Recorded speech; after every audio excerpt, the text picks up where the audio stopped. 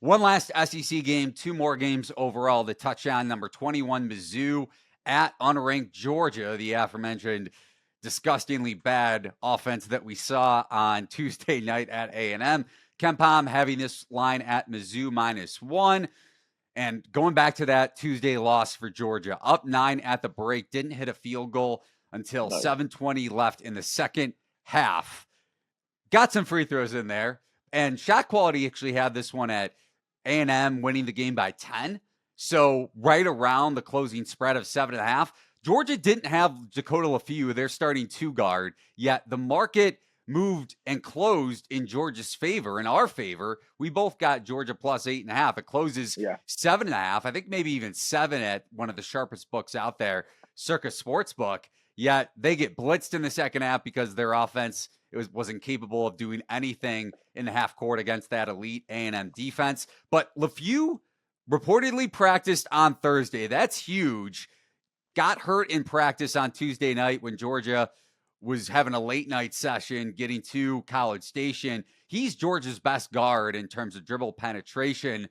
And against a Mizzou defense that, their perimeter floor spacing just offensively for a second has struggled against more physical competition.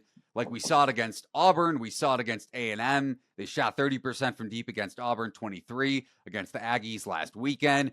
Georgia's defensive efficiency, 25th per KenPom. And then you look at post-up defense for Mizzou. Georgia ranks in the 82nd percentile in post-up efficiency with Newell and Godfrey, and Mizzou grades in the 11th percentile at defending post-ups. I think this is a do-or-die spot for Georgia's NCAA tournament hopes. Really like the Bulldogs here, whether they're laying a short number on open or catching one pick. I'll be on the Bulldogs, Justin. I get it. I think I see where you're coming from with it. I've been super infatuated with this Missouri team. I think they've absolutely turned it on. They look like one of the best teams in the nation over the last 3 weeks.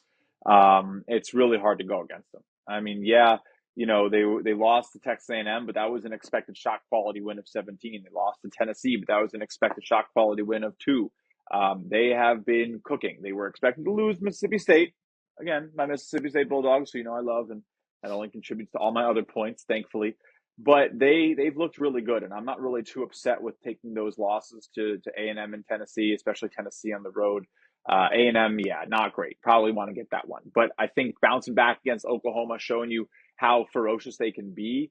I do think this is probably a little bit of one of those spots where off that Oklahoma win, where it was a 1 point expected win, now going on the road, we could see them struggle. So I do lean that way with you. I lean Georgia, but this is a very clear, no play to me. I have data, conflicting opinions, both sides.